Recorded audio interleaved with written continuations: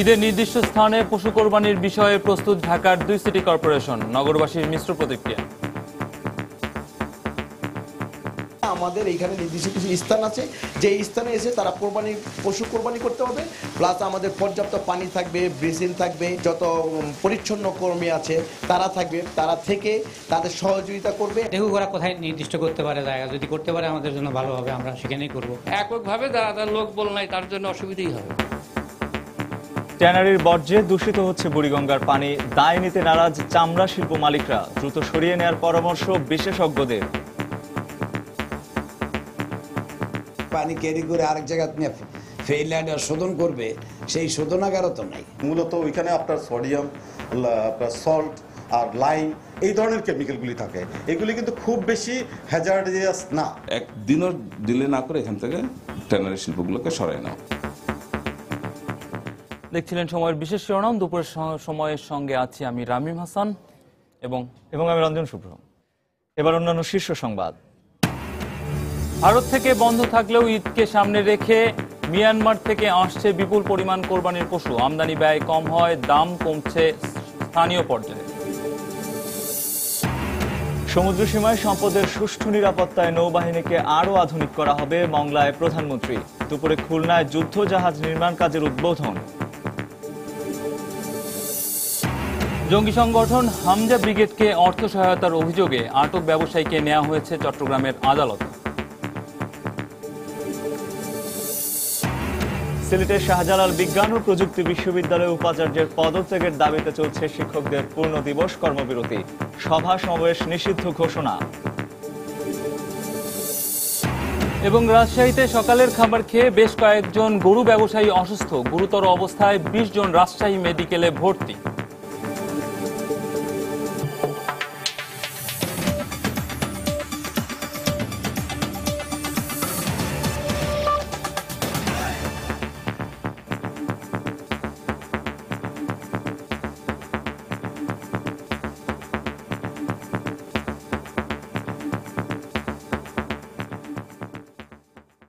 এবার নির্দিষ্ট জায়গাতে পশু কোরবানি করতে হবে ঢাকার 2 সিটি কর্পোরেশনের বাসিন্দাদের। অবশ্য কোরবানির দাতারা বলছেন, নির্ধারণ করা জায়গাতে সহজে যাতায়াত, মাংস বন্টনের জন্য পর্যাপ্ত স্থান ও নিজস্ব লোকবল না থাকলে দুর্ভোগে পড়তে হবে। বর্ষা মৌসুমে জলাবদ্ধতার কারণেও সমস্যায় পড়ার আশঙ্কা তাদের। তবে কর্তৃপক্ষ বলছেন, যেখানে সেখানে কোরবানি দেয়া বন্ধ, বর্জ্য ব্যবস্থাপনা সহজতর করা ও পরিবেশ দূষণ বন্ধে এ উদ্যোগ নিয়েছে স্থানীয় সরকার মন্ত্রণালয়। প্রশিক্ষিত লোকবল সরবরাহ সহ প্রয়োজনীয় সুবিধা নিশ্চিত করতেও সক্ষম হবেন তারা। মিজানুর রহমান কবিরের রিপোর্ট। প্রতি বছরই বিক্ষিপ্তভাবে কুরবানি হওয়ায় বর্জ্য সরানোর ক্ষেত্রে সমস্যায় পড়তে হয় নগরবাসী ও নগর কর্তৃপক্ষকে। তবে আসন্ন ঈদে পশু কুরবানি করতে হবে ঢাকা উত্তর ও দক্ষিণ সিটি কর্পোরেশনের নির্ধারণ করে দেয়া জায়গাতেই। এ লক্ষ্যে আপাতত 493টি স্থান নির্দিষ্ট করা হয়েছে। বিষয়টিকে স্বাগত জানালেও খালি জায়গা কম থাকা ও রাস্তাঘাট শুরু হওয়ায় দক্ষিণের নাগরিকরা উদ্বিগ্ন। আর বৃষ্টির ফলে তৈরি হওয়া দুর্ভোগের ভয় রয়েছে উত্তর দক্ষিণ উভয় অংশেই। দেখুক ওরা কোথায় নির্দিষ্ট করতে পারে জায়গা, যদি করতে পারে আমাদের জন্য ভালো হবে, আমরা সেখানেই করব। পশু নিয়ে যে আমরা বেরোবো, যাইতে হবে আমাদের নবকুমার মাঠে, পানি দিয়ে তো যাওয়া অনেক কষ্টকর। এককভাবে যারা লোক বল নাই তার জন্য অসুবিধাই হবে। নগর কর্তৃপক্ষ বলছেন, স্থানীয় কাউন্সিলরদের নেতৃত্বে পাড়া মহল্লায় চিহ্নিত জায়গাগুলোর সংস্কার কাজ শুরু হয়েছে। আমাদের মাননীয় মেয়র সাহেব অলরেডি সবাইকে বলে দিয়েছেন, বিভিন্ন স্কুল মাঠের আওতা আছে, আমরা এগুলো জনগণকে সচেতন করার জন্য আমরা তার নেতৃত্বেই ঈদের কিছুদিন আগে থেকে মাইকিং করে দিব। আমাদের পর্যাপ্ত পানি থাকবে, ব্রিজিং থাকবে, পরিচ্ছন্ন কর্মী আছে, তারা থাকবে। সিটি কর্পোরেশনের দাবি, বর্ষা মৌসুমে কুরবানি হওয়ায় বর্জ্য থেকে নানা রকম সমস্যা তৈরি হওয়ার আশঙ্কা রয়েছে। এই সমস্যা কাটাতে কিছুটা ভোগান্তি মেনে নেওয়ারও আহ্বান তাদের। ঢাকা শহরে অসংখ্য হাজার হাজার ফ্ল্যাট বাড়ি রয়েছে, আমি যদি কিছু কমায় নিয়ে আসতে পারি সেটাই আমাদের সফলতা বলে মনে করবো। সেক্ষেত্রে খোলা জায়গার অভাবের কথা অনেকে বলেন, কিন্তু আপনি দেখেন আমরা প্রতি ওয়ার্ডে 4টে করে ঈদগাহ জামাত করে থাকি। যেখানে ঈদের নামাজ হয় সেখানে তো কোরবানি হতেই পারে। অনেক ইমাম সাহেবদের নির্ধারণ করেছি, 339 জন এ পর্যন্ত আমাদের নির্ধারিত আছেন। তারা বিভিন্ন মাঠে জবে করার কাজটা করে দিতে পারেন। এর পাশাপাশি অনেক মানুষ কোরবানি করতে যে কসাইয়ের অভাব অনুভব করেন, আমরা কসাই না বলে তাদেরকে মাংসকর্মী যদি বলি, যার প্রয়োজন হয় তাদেরকে নিয়ে তারা যাতে কোরবানির কাজটি সমাধা করতে পারেন। পরবর্তীতে স্থায়ীভাবে জায়গা নির্ধারণের পরিকল্পনার কথাও জানান নগর কর্তৃপক্ষ। মিজানুর রহমান কবির, সময় সংবাদ, ঢাকা। ট্যানারির বর্জ্যে হাজারীবাগের পরিবেশ ক্রমেই দূষণের মাত্রা ছাড়িয়ে গেলেও তার দায় নিতে নারাজ চামড়া শিল্প মালিকরা। তাদের দাবি, ট্যানারির কঠিন কিংবা তরল রাসায়নিক বর্জ্য তেমন ক্ষতিকর নয়, বরং এলাকার মানুষ এতে অভ্যস্ত হয়ে গেছে। যদিও পরিবেশ বিশেষজ্ঞরা বলছেন, ট্যানারির বর্জ্যে বুড়িগঙ্গার পানি পরিণত হয়েছে বিষাক্ত রাসায়নিকে। টালবাহানা না করে দ্রুত চামড়া শিল্প সরিয়ে নেয়ার সব প্রক্রিয়া শেষ করারও পরামর্শ তাদের। জুবাইর ফয়সালের রিপোর্ট। পরিবেশ সংরক্ষণ বিধিমালা অনুযায়ী প্রতি লিটার পানিতে 2 মিলিগ্রাম ক্রোমিয়াম থাকা স্বাভাবিক, কিন্তু বুড়িগঙ্গার পানিতে তার পরিমাণ 4.2 মিলিগ্রাম। একই সঙ্গে স্বাভাবিক অবস্থায় 100 মিলিগ্রাম সালফাইড সহনীয় হলেও এখন রয়েছে 3600 মিলিগ্রাম, যাতে অন্তত কোনো জলজ প্রাণীর অস্তিত্ব থাকতে পারে না বলেই বিশেষজ্ঞ মত। আর দূষণের সবটুকুই হয়েছে হাজারীবাগের ট্যানারিগুলো থেকে ফেলা অপরিশোধিত বর্জ্যের কারণে। দূষণের মাত্রা কমাতে 2001 সালে হাজারীবাগের সব ট্যানারিকে বর্জ্য পরিশোধক ব্যবহারের আদেশ দেন হাইকোর্ট, কিন্তু সে আদেশের সিকিভাগও বাস্তবায়িত হয়নি আজও। কোনো কারখানাতেই নেই বর্জ্য পরিশোধনের ব্যবস্থা। উপরন্তু ট্যানারি মালিকদের দাবি, চলমান দূষণে হাজারীবাগের বাসিন্দারাও এখন অভ্যস্ত হয়ে গেছেন। পানি ক্যারি করে আরেক জায়গা নিয়ে ফেইল্যান্ড শোধন করবে, সেই শোধনাগারও তো নাই। অ্যাজ ইউজুয়াল চলবে, আগে যেরকম ছিল এখন ওইভাবেই চলবে। মূলত ওইখানে আপনার সোডিয়াম, আপনার সল্ট আর লাইম এই ধরনের কেমিক্যালগুলি থাকে। এগুলি কিন্তু খুব বেশি হ্যাজার্ডিয়াস না। এখানে ম্যাক্সিমামই কিন্তু আমাদের ট্যানারি এলাকার লোকজনই থাকে, যার কারণে এদের পক্ষ থেকে আমাদের খুব বেশি অভিযোগটা তেমন একটা নাই। তবে হাজারীবাগের পরিবেশ দূষণ না কমায় মালিক পক্ষের গাফিলতিই দায়ী বলে মনে করছেন পরিবেশ বিশেষজ্ঞরা। তাদের দাবি, এখনই ব্যবস্থা না নেওয়া হলে দীর্ঘমেয়াদে মারাত্মক স্বাস্থ্য ঝুঁকিতে পড়তে পারে বিপুল সংখ্যক জনগোষ্ঠী, যারা কোনো না কোনো ভাবেই জড়িয়ে পড়ছেন দূষণ চক্রে। বুড়িগঙ্গায় কোনো পানি নাই, যা আছে সেটা হচ্ছে কেমিক্যাল, পিওর কেমিক্যাল।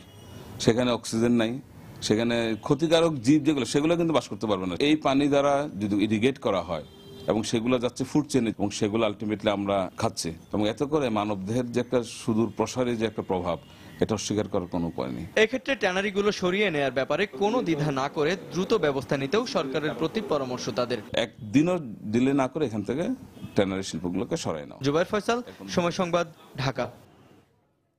ভারত থেকে গরু না আসলেও কোরবানির ঈদকে সামনে রেখে প্রতিদিন বিপুল পরিমাণ পশু আসছে মিয়ানমার থেকে। কক্সবাজারের শাহপুরীর দ্বীপ করিডোর হয়ে গত কয়েকদিনে এসেছে 5000-এর বেশি গরু, মহিষ ও ছাগল। ব্যবসায়ীরা বলছেন, ঈদ যত ঘনিয়ে আসছে ততই বাড়ছে মিয়ানমার থেকে পশু আমদানি। দামও রয়েছে স্বাভাবিক পর্যায়ে। সুজাউদ্দিন রুবেলের তথ্য, মোহাম্মদ ফরাজের ছবি নিয়ে ডেস্ক রিপোর্ট। মিয়ানমার থেকে নাফ নদী হয়ে কক্সবাজারের টেকনাফ উপজেলার শাহপুরীর দ্বীপ করিডোর দিয়ে দেশে আসছে গরু, মহিষ ও ছাগল। ট্রলারে করে প্রায় প্রতিদিনই ব্যবসায়ীরা আমদানি করছেন এসব পশু। কোরবানির ঈদ যত ঘনিয়ে আসছে ততই বাড়ছে মিয়ানমার থেকে পশু আমদানি। ব্যবসায়ীরা বলছেন, আমদানি ব্যয় কম হওয়ার কারণে এসব পশুর দামও স্বাভাবিক পর্যায়ে রয়েছে।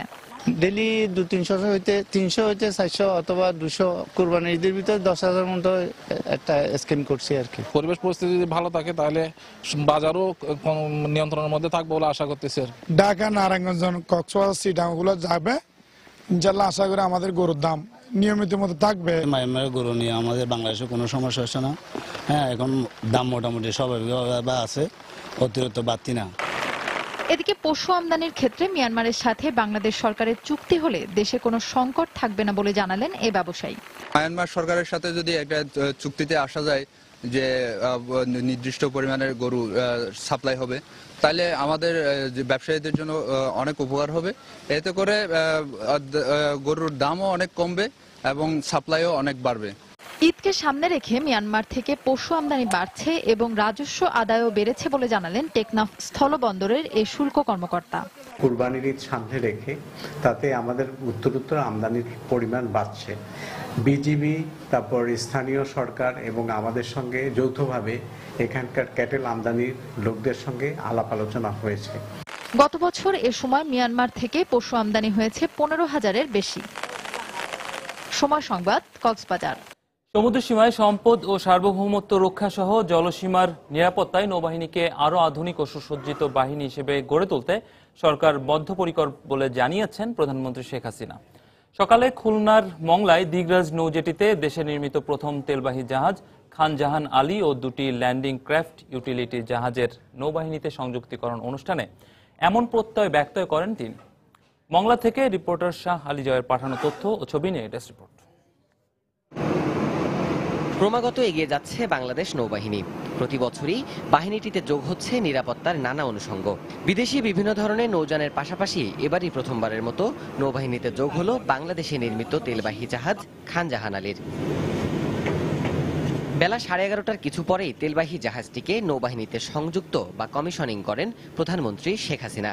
একই সঙ্গে সংযুক্ত করেন দুইটি লার্জ ট্যাঙ্কার ক্রাফট এলটিসি 103 ও এলটিসি 105-এর। এবং সমুদ্রসীমা আইন 1974 অত্যাধুনিক এসব নৌযানের সংযুক্তকরণ শেষে প্রধানমন্ত্রী বলেন, সমুদ্রসীমায় সম্পদ ও সার্বভৌমত্ব রক্ষায় নৌবাহিনীকে আরও আধুনিক বাহিনী হিসেবে গড়ে তুলতে বদ্ধপরিকর বর্তমান সরকার।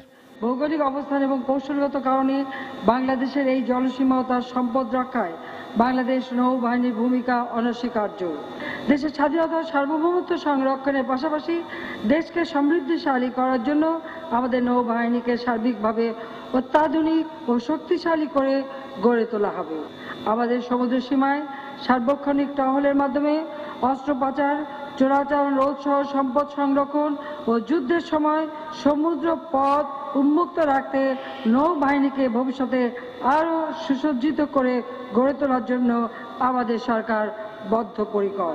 এ সময় নৌবাহিনীকে আগামীতে একটি ত্রিমাত্রিক বাহিনী হিসেবে গড়ে তোলার প্রয়োজনীয়তা উল্লেখ করে এবছরের শেষ নাগাদই যুক্তরাষ্ট্র ও চীন থেকে আরও 3টি নৌযান বহরে যুক্ত হবে বলেও জানান প্রধানমন্ত্রী।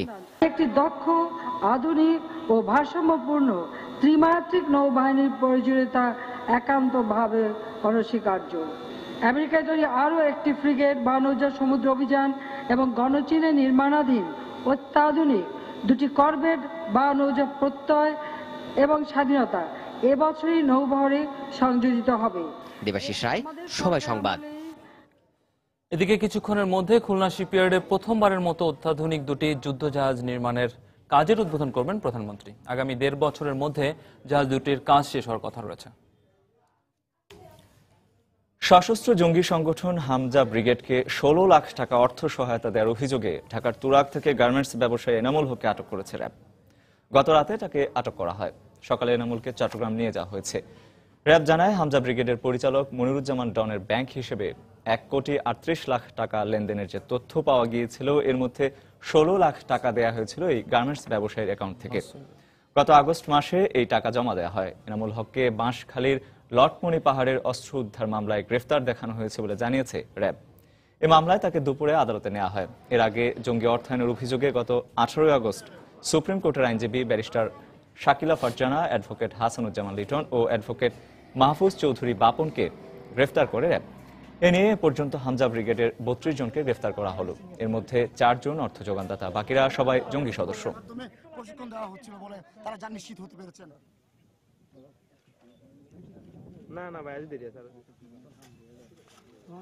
ওনার অ্যাকাউন্ট হচ্ছে মহাখালীতে, কিন্তু উনি টাকা জমা দিয়েছিলেন উত্তরা শাখার অনলাইন সুবিধা নিয়ে, ওখান থেকে জমা দিয়েছিলেন 16 লক্ষ টাকা। উনি দিয়েছেন 11-12 তারিখের দিকে আগস্টে। আর উনি যেটা বলতে চাচ্ছেন যে তার 4-5 দিন আগে তাকে টাকাটা দিয়েছেন, এবং যারা ব্যক্তিরা তাকে এই টাকাটা দিয়েছিলেন তাদের সাথে উনি বিভিন্ন সময়ে বসছিলেন। এখন আমরা জিজ্ঞাসাবাদ করছি।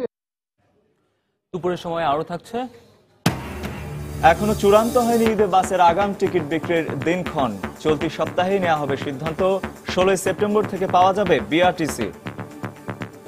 সিলেটে শাহজালাল বিজ্ঞান ও প্রযুক্তি বিশ্ববিদ্যালয়ে উপাচার্যের পদত্যাগের দাবিতে পূর্ণ দিবস কর্মবিরতি পালন করছেন মহান মুক্তিযুদ্ধের চেতনায় উদ্বুদ্ধ শিক্ষক পরিষদ। সকাল 9টায় শুরু হয় শিক্ষকদের এই কর্মসূচি। এর আগে শনিবারের মধ্যে উপাচার্যের পদত্যাগের জন্য সময় বেঁধে দেন আন্দোলনরত শিক্ষকরা, কিন্তু পদত্যাগ না করায় সকাল থেকে পূর্ণ দিবস কর্মবিরতি শুরু করেন তারা। এতে বেশ কয়েকটি বিভাগের ক্লাস বন্ধ রয়েছে। কর্মসূচির পক্ষে দুপুরে আন্দোলনরত শিক্ষকদের ক্যাম্পাসে মিছিল ও সমাবেশ করার কথা রয়েছে। এদিকে অনুমতি ছাড়া ক্যাম্পাসে সব ধরনের সভা সমাবেশ নিষিদ্ধ করেছে বিশ্ববিদ্যালয় প্রশাসন।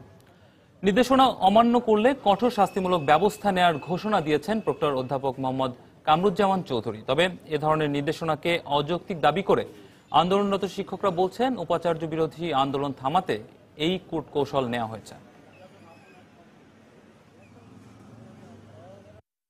বিশ্ববিদ্যালয়ে কোনো ধরনের ছাত্র সংশ্লিষ্ট যদি কোনো কর্মসূচি চালাতে হয়, যেমন মিছিল, সমাবেশ, র্যালি, এগুলোর জন্য প্রক্টোরিয়াল বোর্ডের পূর্ব অনুমতি প্রয়োজন। এবং এর অনুমতি ছাড়া যদি কেউ কোনো কিছু করে তাহলে বিশ্ববিদ্যালয়ের আইন অনুযায়ী শাস্তি প্রদান করা হবে, সে যেই হোক। যেহেতু আমাদের একটা আন্দোলন চলছে, সে আন্দোলনকে কিভাবে দাবিয়ে রাখা যায়, আর ছাত্রছাত্রীরা তাদের স্বতঃস্ফূর্ততা নিয়ে তারা চলে আসছে, এটা আমাদের তাদের সাথে কোনো যোগাযোগ নাই। সেইটাই কারণ ছাত্রছাত্রীরা যাতে না নামতে পারে, সে কারণেই তারা এটা দিয়েছে। মধ্যবর্তী নির্বাচনের ধোঁয়া তুলে জনগণকে বিভ্রান্ত না করতে বিএনপিকে পরামর্শ দিয়েছেন আওয়ামী লীগ নেতারা। দুপুরে বঙ্গবন্ধু এভিনিউতে ঢাকা মহানগর আওয়ামী লীগের বর্ধিত সভায় বক্তব্য রাখেন তারা। এ সময় ষড়যন্ত্র করে বিএনপি কোনোদিন ক্ষমতায় আসতে পারবে না বলেও মন্তব্য করেন নেতারা। বাংলাদেশে যখন শেখ হাসিনার সরকার এখন একটা মডেল হয়ে গেছে, এইটাকে নষ্ট করার জন্য এই বিএনপি ষড়যন্ত্র দেশে বিদেশে বসে শুরু করছে। ষড়যন্ত্র করে বাংলাদেশ আর কিচ্ছু হবে না। যেইভাবে আপনারা আহুতিদের ক্ষমতায় আসছেন সেই রাস্তা বন্ধ। মার্কিন একটি গবেষণা প্রতিষ্ঠান আজকে তাদের জরিপে উঠে এসেছে, জননেত্রী শেখ হাসিনার জনপ্রিয়তা বৃদ্ধি পেয়েছে, এই সরকারের জনপ্রিয়তা বৃদ্ধি পেয়েছে। এই জরিপের বিভিন্ন ব্যাখ্যা করছেন আজকে বিএনপি বা অনেকেই। আপনারা যদি এই জরিপকে মিথ্যা প্রমাণিত করতে চান, আপনারা যদি মনে করেন আপনাদের জনপ্রিয়তা বেড়েছে, আওয়ামী লীগের জনপ্রিয়তা কমেছে, তাহলে 2018 সালের শেষার্ধে অনুষ্ঠিতব্য নির্বাচনে অংশগ্রহণ করুন এবং আপনাদের জনপ্রিয়তা পরীক্ষা করুন। আমি স্পষ্ট বলতে চাই, মধ্যবর্তী নির্বাচনের কোনো সুযোগ নাই। বাংলাদেশে মধ্যবর্তী নির্বাচন আর হবে না। রাজশাহীর সিটি হার্টে সকালের খাবার খেয়ে প্রায় 30 জন গরু ব্যবসায়ী অসুস্থ হয়ে পড়েছেন। এদের মধ্যে অন্তত 20 জনকে রাজশাহী মেডিকেল কলেজ হাসপাতালে ভর্তি করা হয়েছে। অসুস্থদের মধ্যে একজনের অবস্থা আশঙ্কাজনক বলে জানিয়েছেন কর্তব্যরত চিকিৎসক। এই ঘটনায় জিজ্ঞাসাবাদের জন্য হোটেলের মালিক সহ 4 জনকে আটক করা হয়েছে। রাজশাহী থেকে সাইফুর রহমান রকির পাঠানো তথ্য ও হাবিবুর রহমান পাপ্পুর ছবি নিয়ে ডেস্ক রিপোর্ট।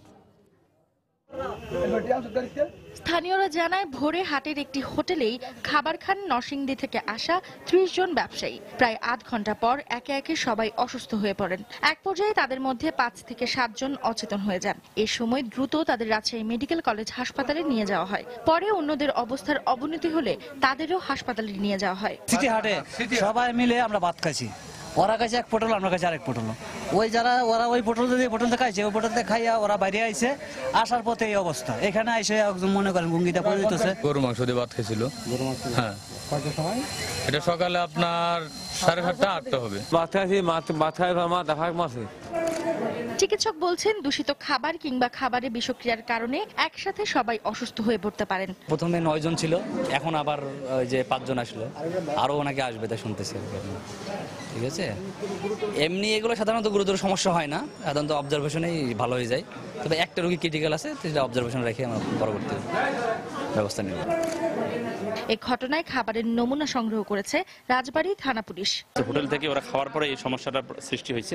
আমরা দেখতেছি এটা কি করা যাচ্ছে আর কি, আমাদের লোকজন কাজ করতেছে। এই মুহূর্তে আমাদের কাছে এখনো আটক যেহেতু এই কয়েকজনকে, ওদেরকে আমরা ইন্টারোগেশন করে আমরা মূল তথ্য উদ্ঘাটন করতে পারবো আর কি বেশি। স্থানীয়রা জানায় গত কয়েক বছর ধরেই প্রতি বছরই রাজশাহী সিটি হাটে খাবার খেয়ে অসুস্থ হওয়ার ঘটনা ঘটছে। এটি কোনো সংঘবদ্ধ চক্র কিনা তা খতিয়ে দেখছে পুলিশ। সময় সংবাদ, রাজশাহী। ঈদুল আজহায় ঘরমুখ যাত্রীদের জন্য রেলের আগাম টিকিট বিক্রির তারিখ ঘোষণা করা হলেও বাসের টিকিট বিক্রির দিন তারিখ ঠিক হয়নি এখনো। বাস মালিকরা জানিয়েছেন চলতি সপ্তাহে বৈঠক করে টিকিট বিক্রির তারিখ ঘোষণা করা হবে। এদিকে বাংলাদেশ সড়ক পরিবহন সংস্থা বিআরটিসি আগামী 16 সেপ্টেম্বর থেকে রাজধানীর বিভিন্ন বাস ডিপো থেকে আগাম টিকিট বিক্রি করবে। বিস্তারিত তানিন মেহেদির রিপোর্টে। প্রিয়জনদের সঙ্গে ঈদ উদযাপন করতে প্রতি বছর ঈদে লাখ লাখ নগরবাসী ঢাকা ছাড়েন। বাড়ি ফেরার এই আনন্দযাত্রার অন্যতম মাধ্যম বাস। দেশের বিভিন্ন প্রান্তের অন্তত 60টি রুটের বাসে করে বাড়ি ফেরেন এসব যাত্রীরা। আসন্ন ঈদুল আজহায় যাত্রীদের জন্য বাসের অগ্রিম টিকিট বিক্রির তারিখের ঘোষণা আসছে চলতি সপ্তাহে। ঈদের টিকিট আমরা ঈদের 7-8 দিন আগে থেকে বিক্রি শুরু করতে চাই। এই বিষয়টা নিয়ে এখনো আমরা বসি নাই। সোমবার দিন আমরা বসবো, বসে আমরা ডিসিশন নিব যে কবে থেকে আমার অগ্রিম টিকিট বিক্রি হবে।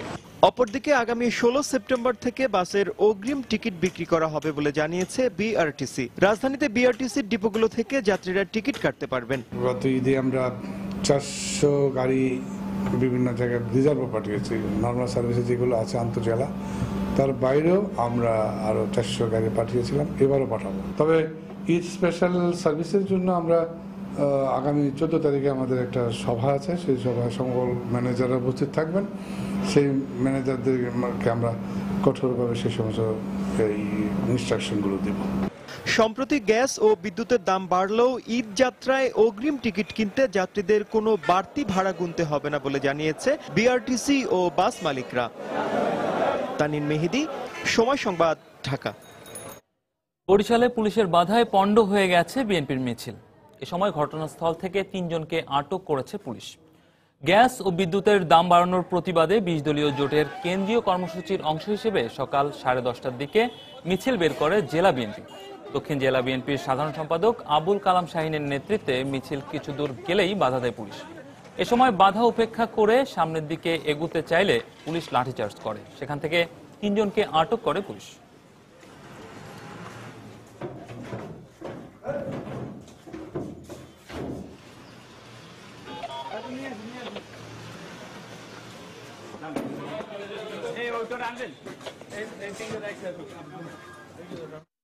একাত্তরে মানবতা বিরোধী অপরাধের দায়ে ফাঁসির দণ্ডপ্রাপ্ত সালাউদ্দিন কাদের চৌধুরীর ছোট ছেলে হুমাম কাদের চৌধুরীর জামিন মঞ্জুর করেছে আদালত।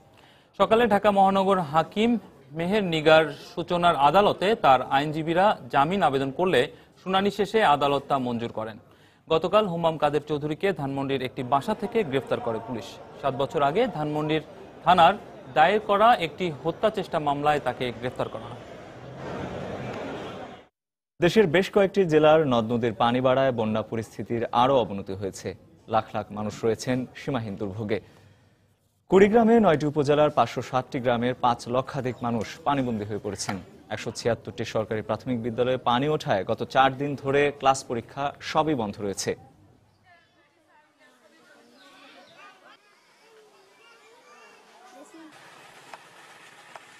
এদিকে বেশ কয়েকদিন ধরে পানিবন্দী অবস্থায় রয়েছে গাইবান্ধায় 62টি ইউনিয়নের 416টি গ্রাম।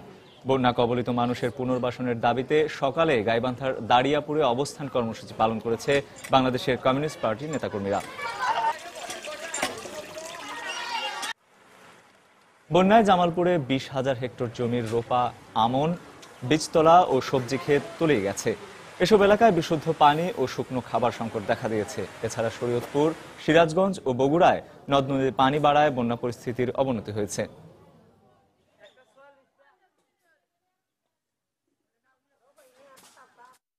করভীতি দূর করতে নীতিতে পরিবর্তন আনা উচিত বলে মন্তব্য করেছেন অর্থমন্ত্রী আবুল মাল আব্দুল মুহিত। সকালে সচিবালয়ে কর তথ্য ও সেবা কেন্দ্র উদ্বোধন অনুষ্ঠানে বক্তব্য রাখেন তিনি। এ সময় অর্থমন্ত্রী বলেন, দেশের 16 কোটি মানুষের মধ্যে যেন অন্তত 1,60,00,000 মানুষ কর দেয়, এনবিআরকে সেই লক্ষ্যমাত্রা নিয়ে কাজ করা উচিত। 16 কোটি মানুষ আছে, আমাদের 1,60,00,000 মানুষ যেন কর দেয়। সেটা খুব তাড়াতাড়ি হবে না, কিন্তু সেটাই লক্ষ্যমাত্রা রাখা উচিত। আইন কানুন যখন আমরা করি, আমাদের হয়তো অনেকটা মানবিক দৃষ্টিকোণ থেকে সেটা বিবেচনা করা দরকার। সবচেয়ে ভালো আইন হয় যখন আমি নিজেকে ওই আইন মান্যকারীর মধ্যে ঢুকাই।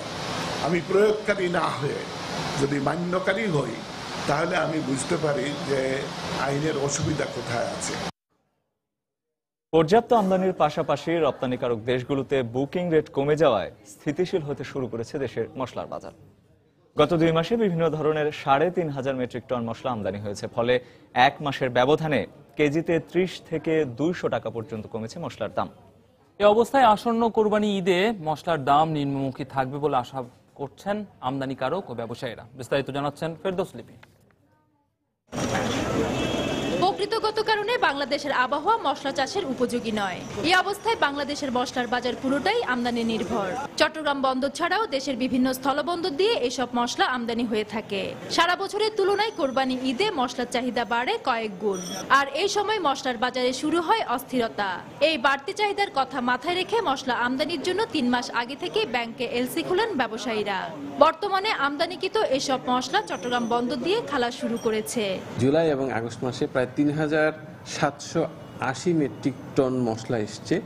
তার মধ্যে সবচেয়ে বেশি এসছে জিরা 2,100 মেট্রিক টনের মতন, আর এলাচ ইচ্ছে প্রায় 600 মেট্রিক টনের মতো। সরবরাহটা বেশ স্বাভাবিক বলেই আমার কাছে পর্যাপ্ত বলেই মনে হচ্ছে।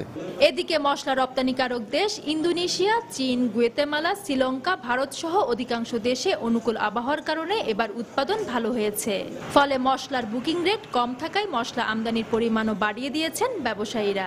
মশলা যথেষ্ট সরবরাহ আছে এবং বিদেশেও নিম্নমুখী মার্কেট হওয়াতে এখানে নিম্নমুখী মার্কেট হয়ে গেছে, অতএব পর্যাপ্ত মজুদ আছে, তো সামনে কোনো বাড়ার চান্স নাই। এখনকার যে বুকিং রেট আছে শুধু দারুচিনি বুকিংটা অনেক হাই, আর সবগুলির বাজার কিন্তু ডাউনের দিকে। তো এখন যে বুকিং চলছে তো পোস্টিং মোটামুটি নর্মালি আছে। ব্যবসায়ীরা জানান গত এক মাসের ব্যবধানে পাইকারি পর্যায়ে বিভিন্ন মশলার দাম কেজিতে 30 টাকা থেকে 200 টাকা পর্যন্ত কমেছে। জিরা 290 টাকা হতে আমরা 320 টাকা 30 টাকা, আর এলাচ হচ্ছে আপনার 980 টাকা 1020 টাকা এরকম। এখন আসলে মশলার সব কিছুর দাম কম আছে। আপনার এলাচ 900 টাকা 910 টাকা এরকম, গোলমরিচ আপনার 950 টাকা। দেশে বছরে 4,500 মেট্রিক টন দারুচিনি, 3,000 মেট্রিক টন এলাচ, 360 মেট্রিক টন লবঙ্গ, 2,500 মেট্রিক টন জিরার চাহিদা রয়েছে। ফেরদৌস লিপি, সময় সংবাদ, চট্টগ্রাম। দর্শক, এই মুহূর্তে খুলনা শিপইয়ার্ডে অত্যাধুনিক দুটি যুদ্ধজাহাজ নির্মাণ কাজের উদ্বোধনী অনুষ্ঠানে বক্তব্য রাখছেন প্রধানমন্ত্রী শেখ হাসিনা। আমরা এখন সরাসরি চলে যাচ্ছি সেখানে।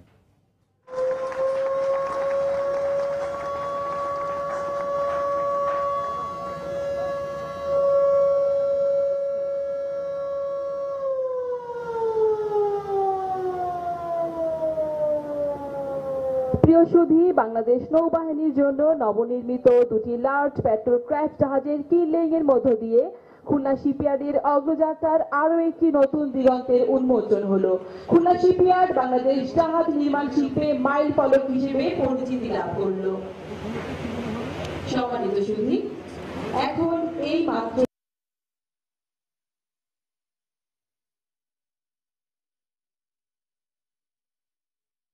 সাভারের আলোচিত রানা প্লাজা ধসের ঘটনা নিয়ে নির্মিত চলচ্চিত্র প্রদর্শনের নিষেধাজ্ঞা নিয়ে হাইকোর্টের আদেশ স্থগিত করেছেন আপিল বিভাগ। এর ফলে চলচ্চিত্রটি প্রদর্শনীতে আর কোনো বাধা নেই। সকালে প্রধান বিচারপতি এস.কে. সিনহার নেতৃত্বে 4 সদস্যের একটি বেঞ্চ হাইকোর্টের আদেশ স্থগিত করে আদেশ দেন। গত 24 আগস্ট এই চলচ্চিত্রটি প্রদর্শনের উপর নিষেধাজ্ঞা দেন হাইকোর্ট। একই সঙ্গে সেন্সর বোর্ডের দেয়া সনদের কার্যকারিতাও ওই সময়ের জন্য স্থগিত করা হয়। 2013 সালের 24 এপ্রিল সাভারের রানা প্লাজা ধসের ঘটনা অবলম্বনে চলচ্চিত্র নির্মাণ করেন পরিচালক নজরুল ইসলাম খান। গত 4 সেপ্টেম্বর দেশের বিভিন্ন প্রেক্ষাগৃহে চলচ্চিত্রটি মুক্তি পাওয়ার কথা ছিল।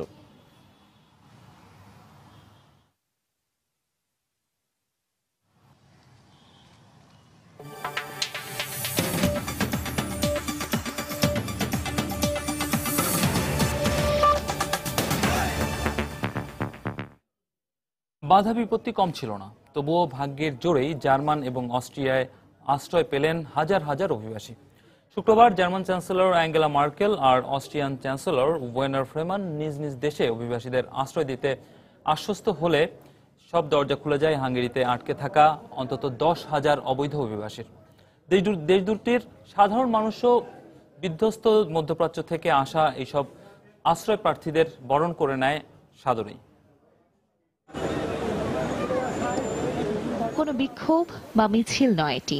হাতের প্ল্যাকার্ডগুলোতেও লেখা নেই কোনো প্রতিবাদের ভাষা, বরং সবাই উচ্চ স্বরে ধন্যবাদ জানাচ্ছেন অস্ট্রিয়ার চ্যান্সেলরকে। শুক্রবার হাঙ্গেরিতে আটকে থাকা মধ্যপ্রাচ্য থেকে আসা এইসব হাজার হাজার অভিবাসীকে আশ্রয় দেওয়ার ঘোষণা দেয় জার্মানি ও অস্ট্রিয়া। তারপর দলে দলে এইসব অভিবাসী পায়ে হেঁটে হাঙ্গেরি থেকে অস্ট্রিয়ায় প্রবেশ করে। এখানে আসতে আমাদের যে কি কষ্ট করতে হয়েছে তা অবর্ণনীয়। বলতে গেলে পুরো পথই আমরা পায়ে হেঁটে এসেছি, কিন্তু তাও ধন্যবাদ যে শেষ পর্যন্ত এখানে আমাদের আশ্রয় দেওয়া হয়েছে। আমি নিজেকে খুবই ভাগ্যবান মনে করছি। এদিকে আবার ভিয়েনাবাসী এইসব আশ্রয় প্রার্থীদের জন্য খাবার হাতে দাঁড়িয়েছিলেন রাস্তায়, যেন পরম প্রিয় অতিথির অপেক্ষায় ছিলেন তারা। শরণার্থীরা দেশে পা রাখা মাত্রই তাদের হাতে তুলে দেন খাবারের প্যাকেট, আর ছোটরা পায় চকলেট।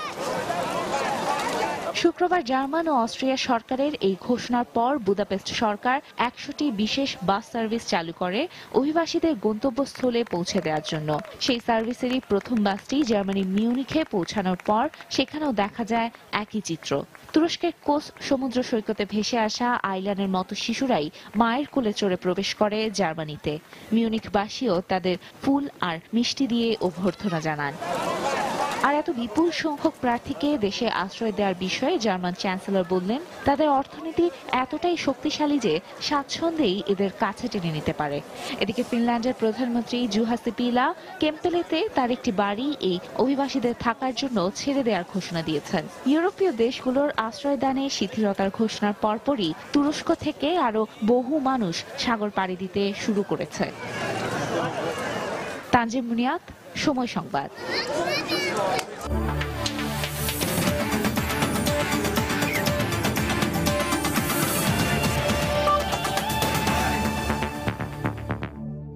এবারে ফুটবলের খবর। 2016 ইউরো বাছাইয়ের ম্যাচে স্লোভাকিয়াকে 2-0 গোলে হারিয়েছে আসরের বর্তমান চ্যাম্পিয়ন স্পেন। ফলে 7 ম্যাচের 6টিতে জিতে 18 পয়েন্ট নিয়ে সি গ্রুপের শীর্ষে উঠেছে লা রোজারা। এদিকে অপেক্ষাকৃত দুর্বল প্রতিপক্ষ স্যান ম্যারিনোকে 6-0 গোলে উড়িয়ে দিয়ে ই গ্রুপের শীর্ষস্থান মজবুত করেছে ইংল্যান্ড। আর এই ম্যাচে একটি গোল করে স্যার ববি চার্লটনের সঙ্গে যৌথভাবে ইংল্যান্ডের সর্বকালের সর্বোচ্চ গোলদাতা হলেন দলের বর্তমান অধিনায়ক ওয়েন রুনি। অন্যদিকে রাশিয়ার বিপক্ষে 1-0 গোলে হেরে হোঁচট খেয়েছে গ্রুপ জি এর 2-এ থাকা দল সুইডেন।